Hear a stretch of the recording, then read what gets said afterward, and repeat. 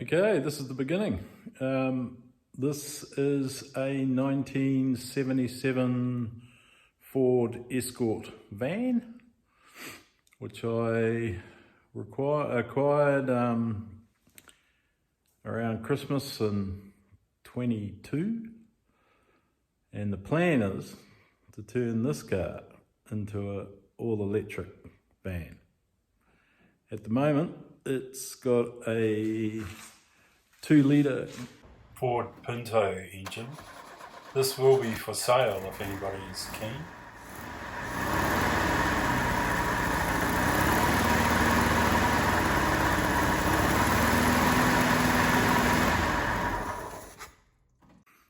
The other thing I want to do is fill in these two windows that have been cut out of the panel, turn it back to a panel van. Okay, I'll just take a few videos as we go along so you can check it out.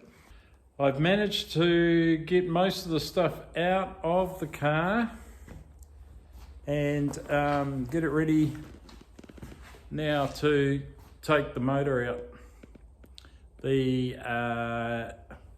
doors I've managed to get off, got the window out, got the back doors off, cleaned all the stuff out of it, all the bits and pieces, and I've got them put away for now.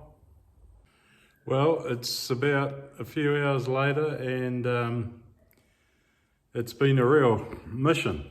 The sump, it's a different motor than the original Mark II Escort. It's a Pinto 2-litre, and they've had to cut the sump to get it in, and to get it out, man, I couldn't do it. This is the sump here.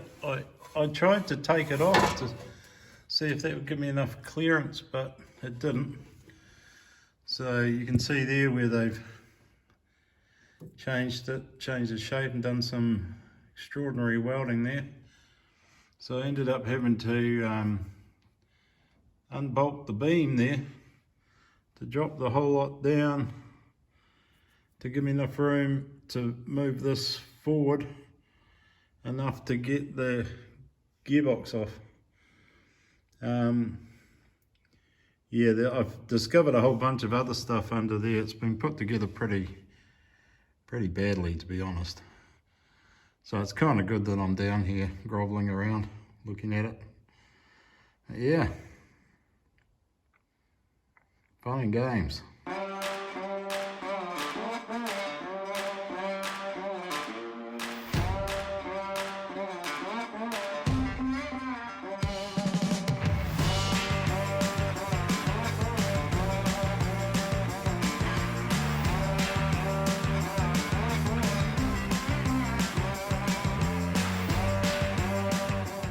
Yeah, g'day. Okay, just a bit of an update. This on the Escort.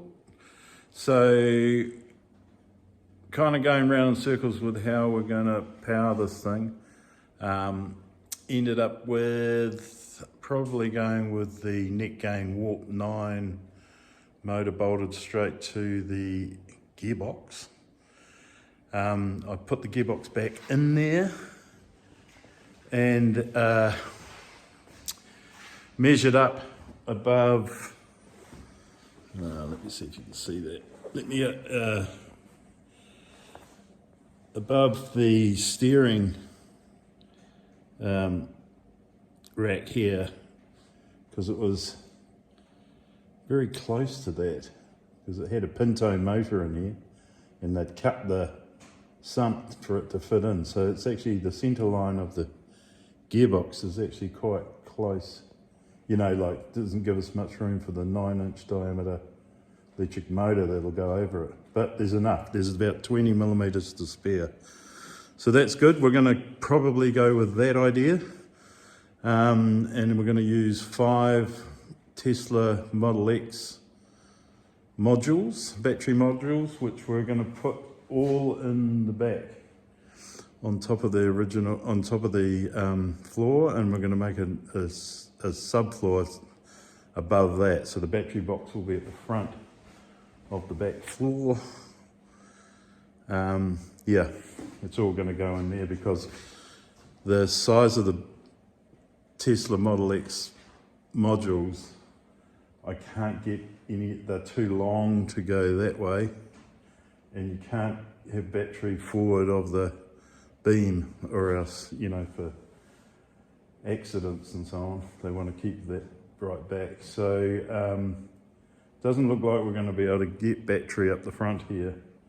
So we'll have the motor and the controller on top of that, and then all the contactor box and everything else, like the charger and all that kind of auxiliary stuff will be up the front here as well, I think. I think it'll all be there at this stage, that's the plan.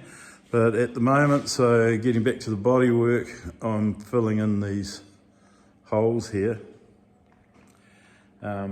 These were the classic, in the 70s they used to cut the panels out for windows, which is probably a good idea. But I'm going to fill them back in again to make it back to a original panel van. So I'm just cutting them out and fitting them in there, welding them up. Yeah, a bit of a job, bit of a mission, but yeah, that's what I'm doing with it so far. That's where we're at. Okay, cheers.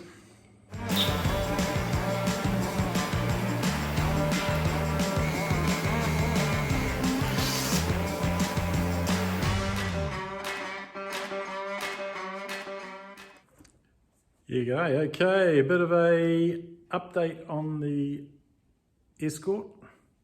So I managed to do the other side. I kind of put in the metal in the windows at the back on the other side, and I've made the door fit. The other side, the door is not so good. You don't have much adjustment on these things. There's no adjustment on the hinges, which is weird.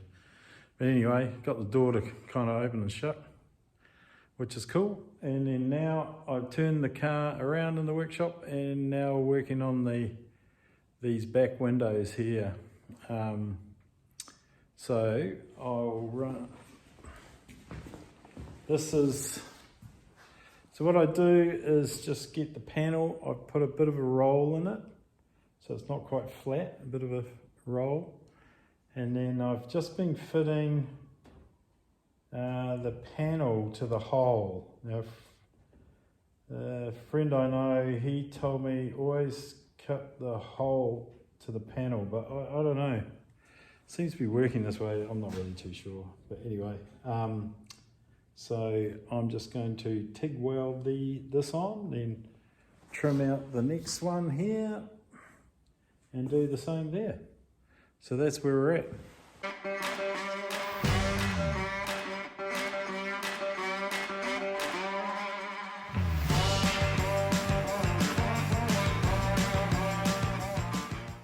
Some of you may have noticed in the background these nuts on the side of the van and wondering what the hell are they? They're just magnets. So what do they call them? Those strong magnets with a nut, with a big 16mm nut, just tapped and screwed onto it. And they're bloody strong, and they're brilliant for this. So I can put it there, put the panel in behind, and it gives me a really good way of marking it out, which is great. Now the panel's got a bit of a curve in it, slight curve that goes with the panel outside. And this time I'm going to try and get it without so many bumps. I had to shrink all this area here, as you can see. It's bumpy, but it's straight again. It was sticking right out.